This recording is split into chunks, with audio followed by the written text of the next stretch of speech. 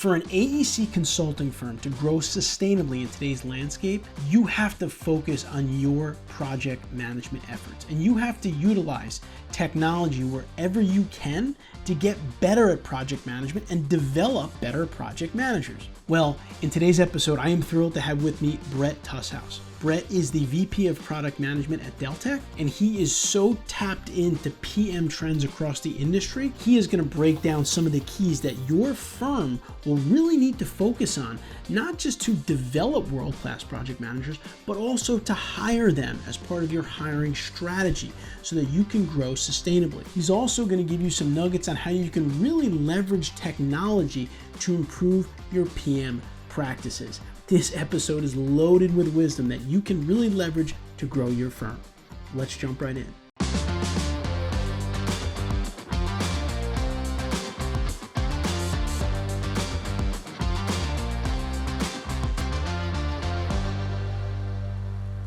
All right, now I'm happy to welcome our guest onto the show for today. Bret Tushaus is a VP of Product Management at Deltek.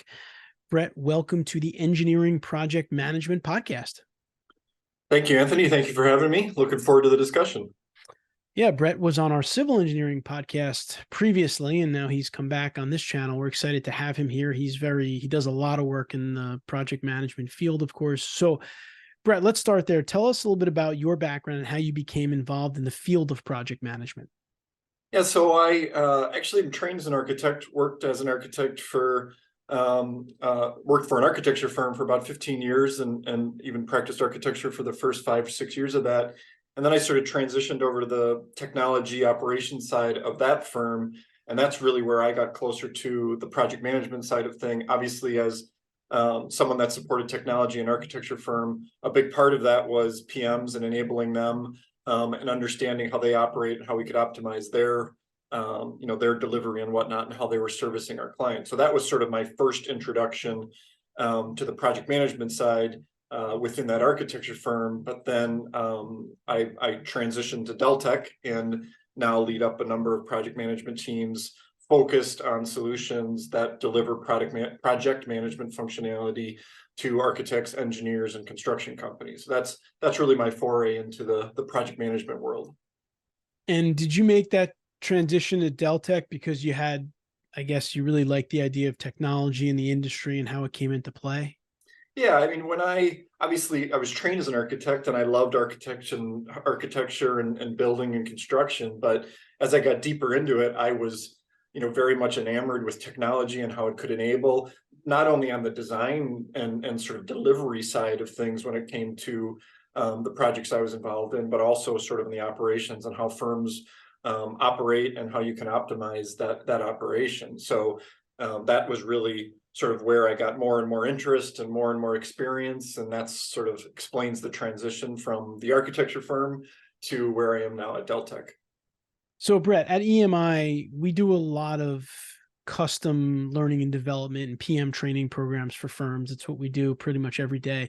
And I've noticed over the years that firms seem to be much more cognizant about the importance of project management to their bottom line, just to the scaling up of their company.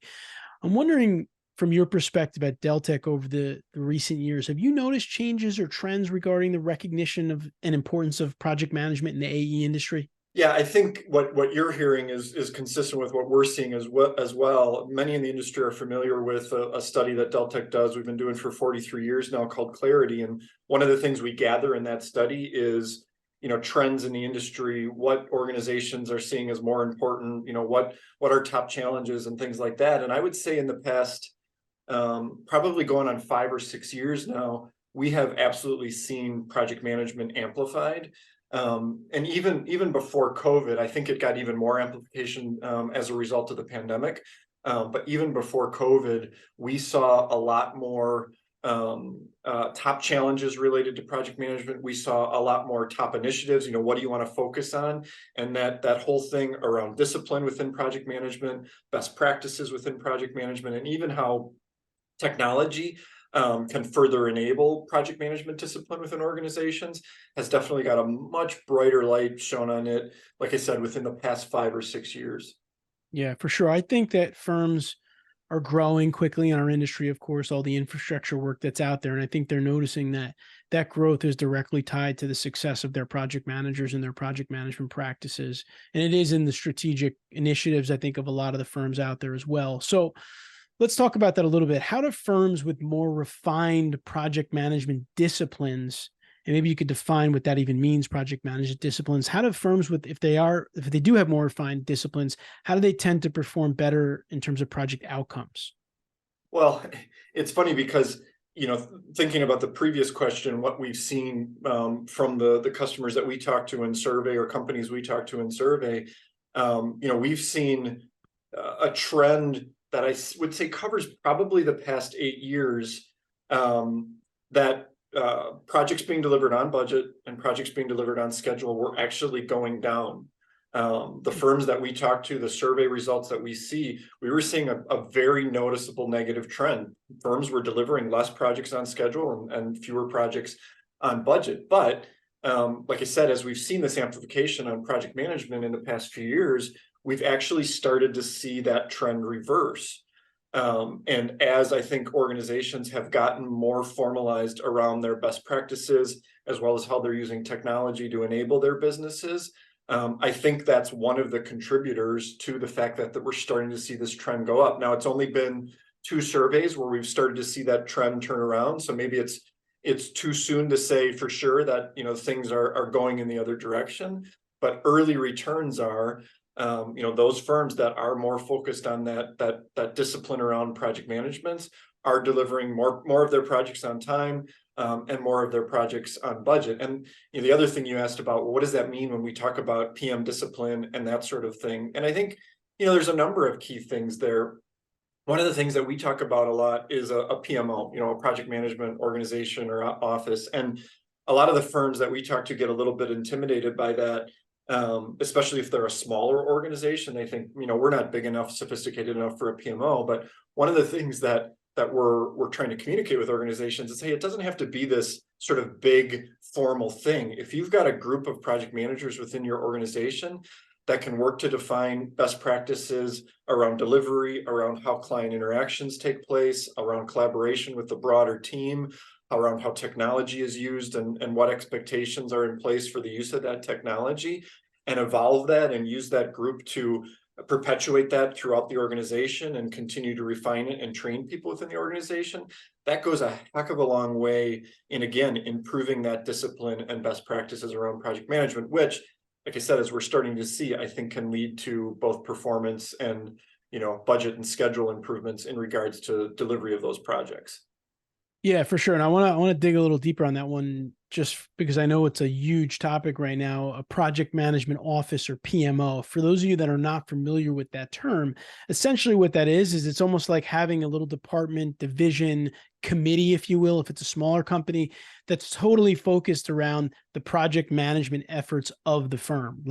Just like Bret said, maybe they're looking at your processes, your systems, the forms, the templates you use, your project work plan template, budgeting templates, etc. And I think that Bret makes a great point in that you shouldn't necessarily marry a PMO to a size of your company. Like, yeah, we don't need a PMO yet because we're not that big. We only have 100 people or 200 people, whatever the case may be.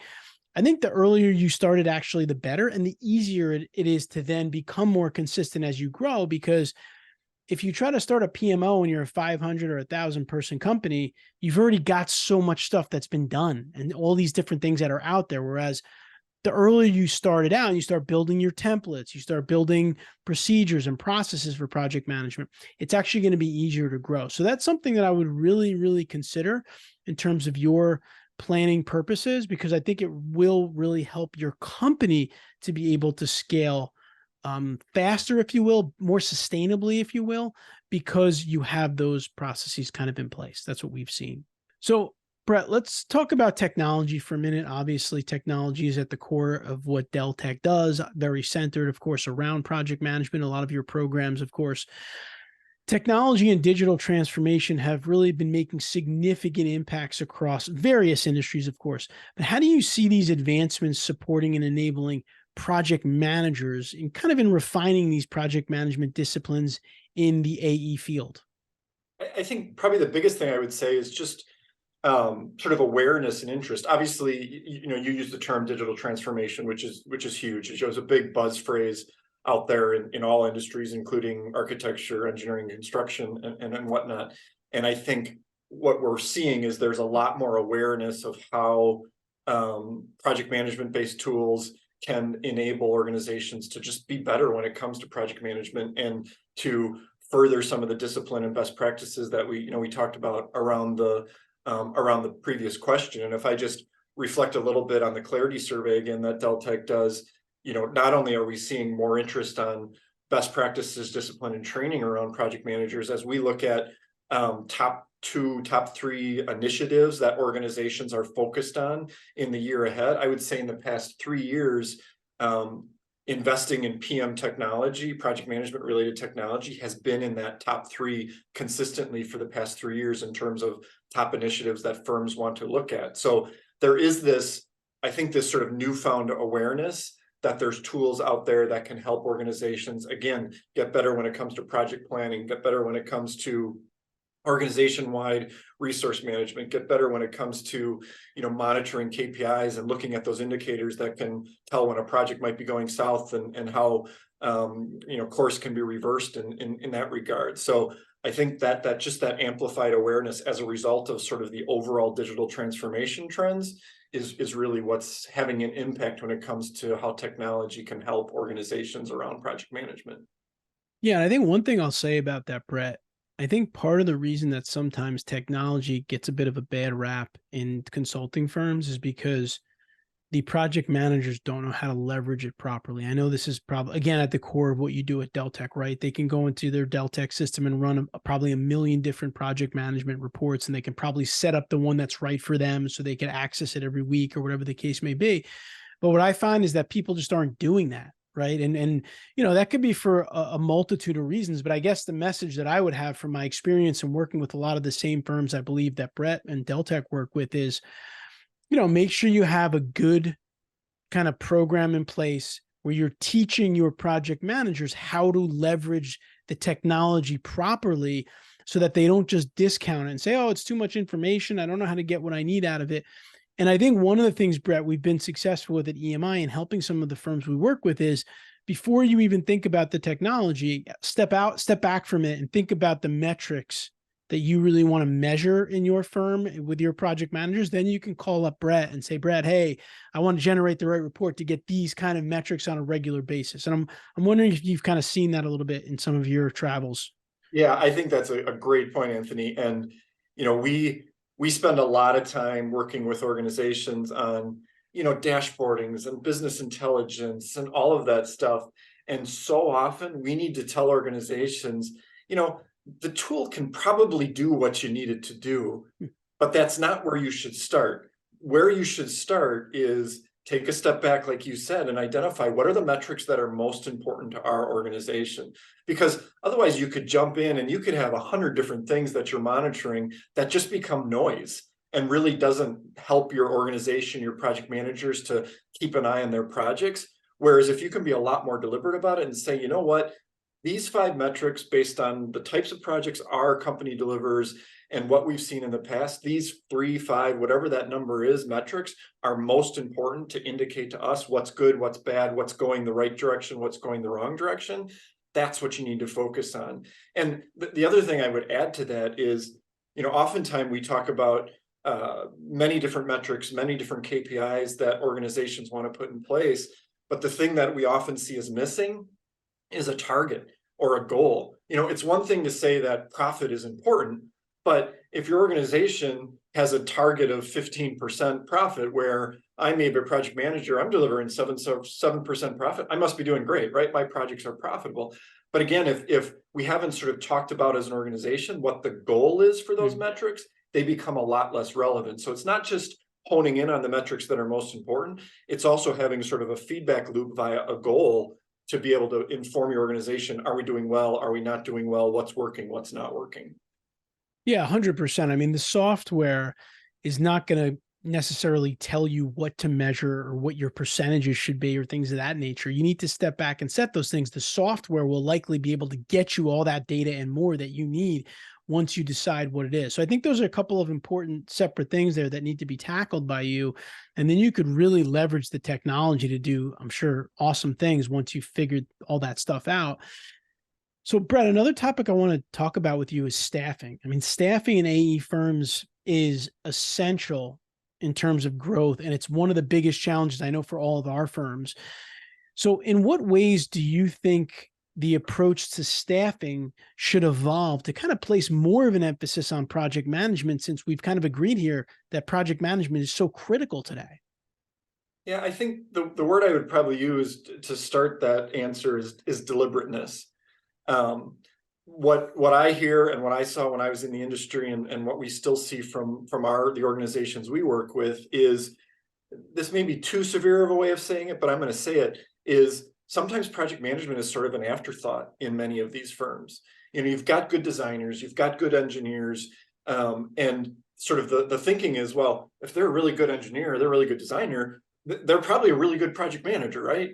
And that's not always the case. And if you just sort of expect that those people are going to organically evolve into a good project manager, I think you're setting yourself up for problems. And I think that's where the word deliberateness needs to come more into play, and that organizations in engineering and whatnot need to look at a true development program and path for project managers, and identify who is a good candidate to be a project manager, and quite honestly, who may not be a good candidate to be a project manager. And I think that deliberateness goes a long way in regard to creating a bit more of a project management culture within an organization versus project management as an afterthought because, like I said, they're a good engineer type of thing. That's what I think firms need to look at a little bit differently than perhaps they have in the past.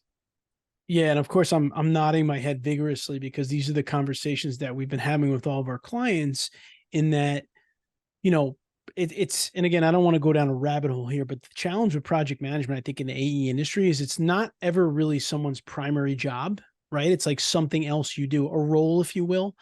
Now, some of our clients, as they grow, they may have like these professional PMs or someone who only does project management, but it's still very rare in the industry, right? If you're a PM, you're probably an architect, an engineer, and you're also managing projects. And so, to Bret's point, firms need to think about the progression of that project management role. And this is what we work on with our clients all the time when we start with them, like junior PM, deputy PM, senior PM, right? And having that charted out and being able to provide the proper learning and development or training programs at every step of their project management life cycle, if you will. And so it's such a critical thing.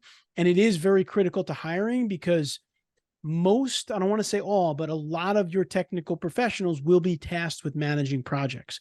And if you're not considering that when you're hiring them, then that's a problem. All right. Because you're going to just basically limit your growth if you have a lot of people that can do the work, but they can't manage it. And the one last thing I'll say on this topic is project management doesn't necessarily equal people management or people leadership, right?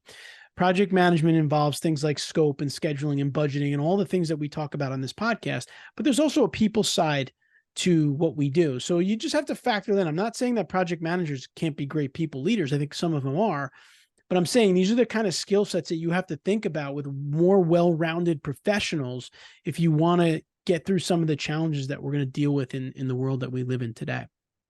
And Anthony, I would just add one thing to that, circling back to something we talked about earlier. This is where that PMO becomes so important as well, because it's difficult to be deliberate around project management as an organization if you don't have, like you said, a committee or, you know, whatever it is in your organization that's pushing those disciplines, that's defining that growth path, and how you develop project managers. That's where the PMO comes into play as well, and is a critical part of that.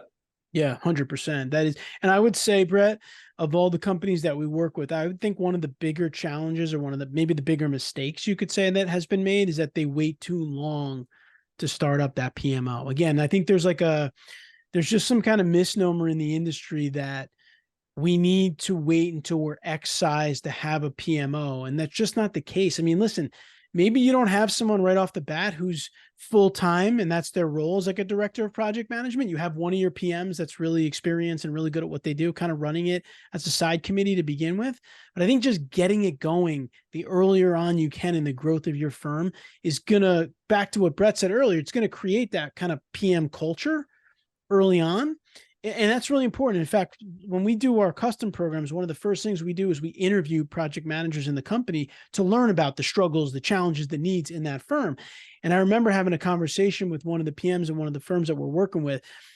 And I guess his company was acquired by our client, right? And they kind of came on board through acquisition. And he said they were put through PM training, I think within the first week or something. And he said what that did was it sent a message to me that it's a PM culture. Project management is important in this firm. So I think when you have things in place like a PMO and a good program, it does send a message to prospects that you're going to hire, newly hired PMs, people that come in through acquisition, that they take project management seriously here, which means I need to take it seriously. And that goes a really long way with a company and your growth strategy. The other thing I would add to that PM culture, you're right, in terms of sending message to hires and things like that, it sends messages, it indirectly sends messages to your pursuits as well, your prospects, because that comes through when you put yourself in front of somebody that you might be pursuing a job with, and it could set you apart from a competitor. If you have that culture in place, potential clients are going to see that. 100%. And I think also what's exciting about that from a hiring perspective is I think developing project managers is probably something that a lot of firms don't do well. I mean, Bret and I talked about a lot of the potential pitfalls to it already today. So if a prospect or someone out there hears from a friend, from a colleague online, that's something that you invest in heavily and you really focus on it, you have a PM culture, that's a reason that people would want to come work for you. I mean, that's specifically what we work on with some of our clients, is helping them not just build the program, but market it.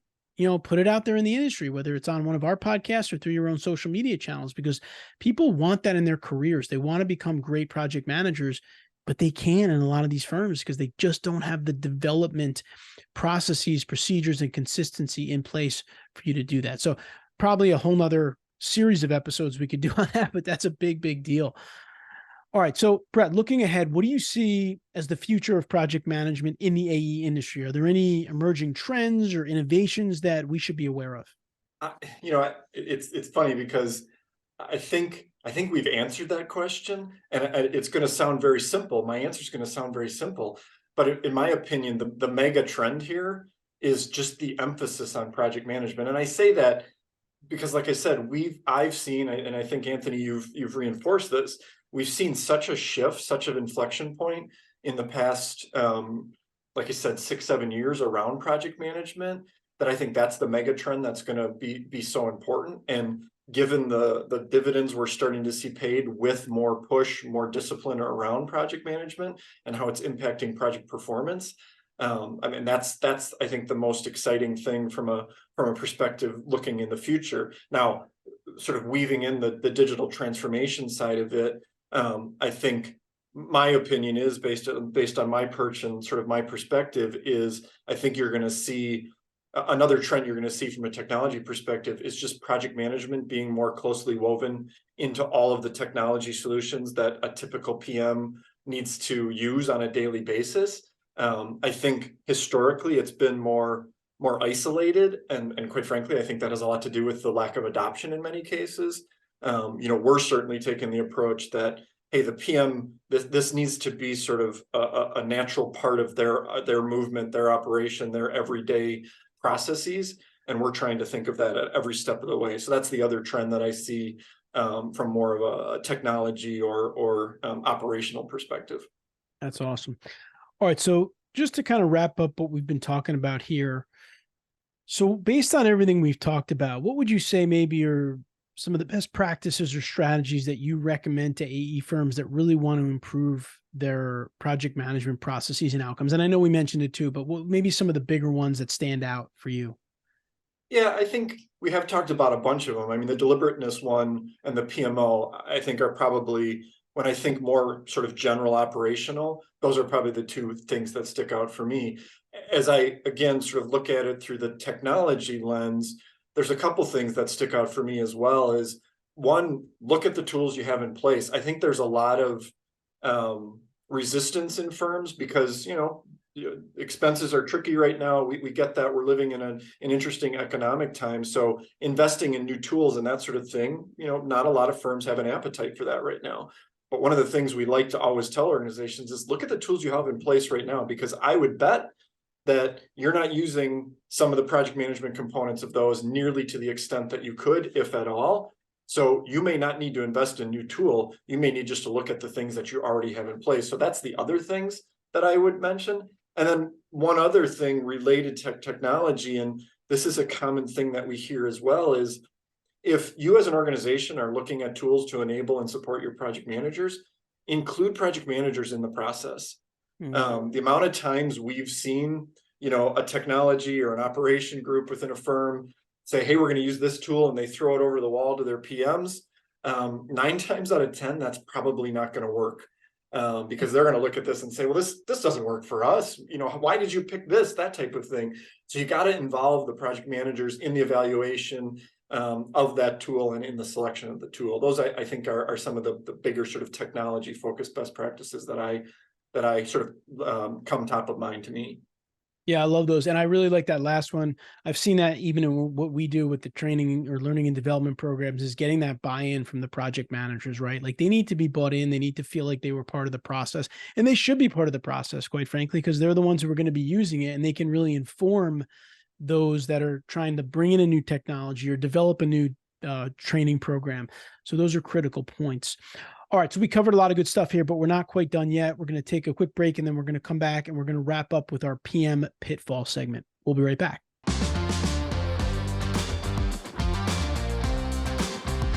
All right, we are back with our guest, Bret Tushaus. Bret is the VP of Product Management at Deltek.